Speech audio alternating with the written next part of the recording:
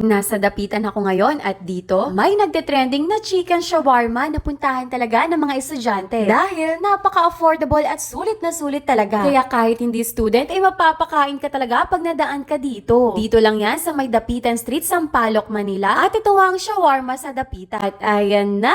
Finally, dumating na ang in-order ko na boneless fried chicken shawarma rice na may napakadaming garlic sauce. Kaya tara, kain na tayo! Kita nyo naman yung chicken nila, ang juicy at malaman, kaya hindi talaga siya tinipid kahit ang mura lang. Tapos, ang crunchy ng balat at ang tender din ng meat. Kaya naman perfect na perfect ikanin sa shawarma rice nila. At ang sauce, grabe, lasang-lasa mo talaga yung garlic at ma-pepper din. Hindi siya watery na sauce, talaga mafe-feel mo pa rin yung mayonnaise na creamy. May chili sauce din sila dito at dahil mahilig ako sa maanghang, syempre naglagay na din ako.